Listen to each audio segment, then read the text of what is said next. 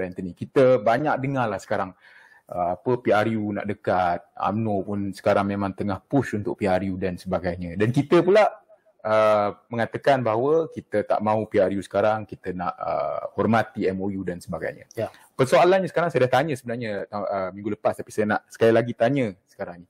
Adakah PH bersedia sekiranya ada PRU dalam masa terdekat? Adakah kita ada pilihan? Itu masalahnya. Jadi kalau pilihan raya berlaku, kita tak ada pilihan. Jadi sebagai pemimpin politik, kita mesti ada persediaan tersebut dari segi mental. Okay? Mesti ada mental preparation untuk menghadapi sebarang kemungkinan. Okay? Itu pertama. Sebab keputusan sama ada parlimen dibubarkan atau tidak, dia tidak terletak di tangan kita. Walaupun kita ada sedikit pengaruh, mempengaruhi perjalanan politik ataupun hala tuju politik dalam negara kita. Tetapi kuasa terakhirnya bukan terletak di tangan kita. Sebenarnya yang boleh bubarkan Dewan, sama ada Dewan bubar atau tidak, pun bukan Perdana Menteri. Betul.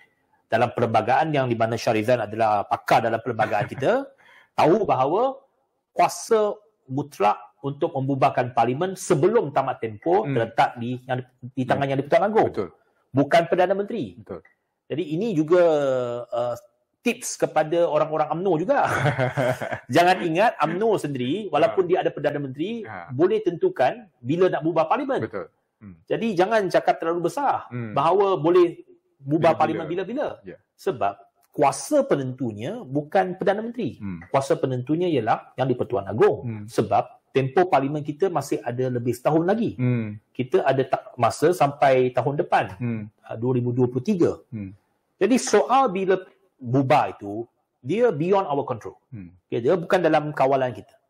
Apa yang perlu kita buat ialah mesti kita bersiap sedia. Bermula daripada parti kita sendiri. Itu sebabnya apabila saya mengambil alih jawatan Setiausaha Agong, saya terus lancarkan tindakan-tindakan gerak kerja kita. Okay, dalam pelbagai bidang. Dalam publicity, dalam organisasi, persediaan pilihan raya, kita nak buat retreat pada 12 April. Betul. Di kalangan pimpinan kita. Semua itu mesti berjalan serentak dan mesti kita buat persediaan sebagai parti. Yeah. Okay. Itu kita buat daraman di peringkat DAP. Dan selepas itu kita nak juga di peringkat PH juga buat sama, supaya ada sama-sama kita membuat persediaan.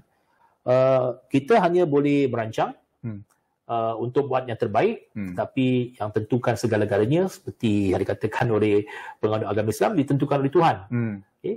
Jadi kita boleh merancang, tapi manusia yang merancang. Tapi yang tentukan sudah tentunya ada pelbagai faktor yang akan menentukan outcome dia, bagaimana dia akan menghasilkan sesuatu keputusan.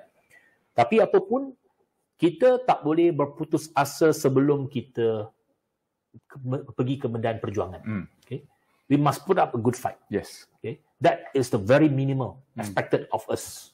Sama ada kita berjaya atau tidak, itu perkara kedua. Betul. Tapi kalau kita tak berusaha, tidak try our best, kita tak give our best, dia tak akan menjadi. Sudah tentu kita akan gagal. Betul. Kalau kita berusaha, belum tentu kita gagal.